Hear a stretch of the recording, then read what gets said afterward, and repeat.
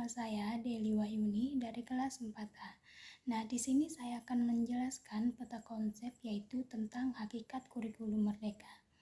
Hakikat kurikulum merdeka yaitu munculnya istilah kurikulum dalam sistem pendidikan. Istilah kurikulum itu diambil dari istilah kurir dan kurere. Dari bahasa Yunani, diartikan bahwa kurir dan kurere itu sebagai orang pelari yang akan menempuh jarak dari start sampai finish. Adapun tujuannya adalah untuk meningkatkan kompetensi para peserta didik yang memang di bawah bimbingan sekolah dan pengawasan dari sekolah juga. Yang kedua, hakikat kurikulum ada beberapa komponen. Nah, sekarang ini dengan perkembangan ilmu, pengetahuan, dan teknologi, kurikulum mengalami perkembangan karena adanya tujuan. Nah, tujuan untuk mencapai visi atau kompetensi yang ingin dicapai.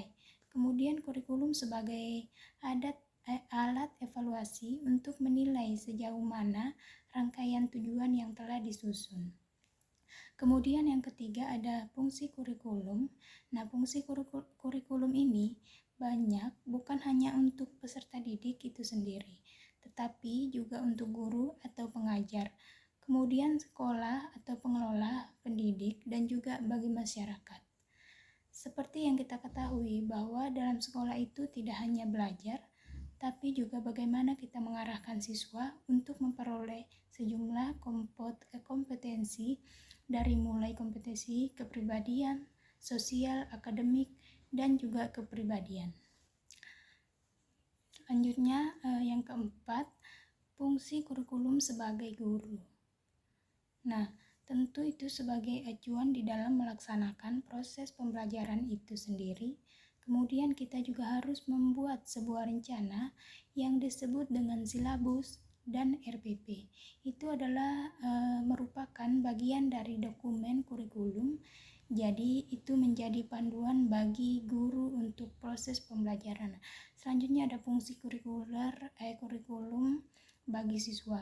Nah, ini akan sangat bermanfaat terutama terkait dengan fungsi seleksi, fungsi adaptif, dan bagaimana cara siswa bisa menyesuaikan dengan kemampuan yang dimilikinya. Selanjutnya yang keenam, hakikat kurikulum dari peranan kreatif. Nah, pendidikan ini ingin menggali potensi siswa yang ada dalam dirinya.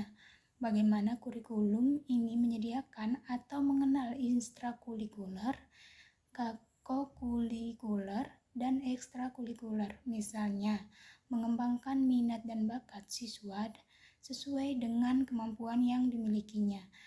Nah, peranan kurikulum ini sebagai fungsi kreatif dan fungsi kritis. Nah, jadi pendidikan tanpa kurikulum tidak akan berjalan dengan baik karena kurikulum adalah jantungnya sebuah proses pendidikan. Kurikulum merupakan panduan yang harus kita jadikan sebagai patokan di dalam melaksanakan proses pendidikan itu sendiri.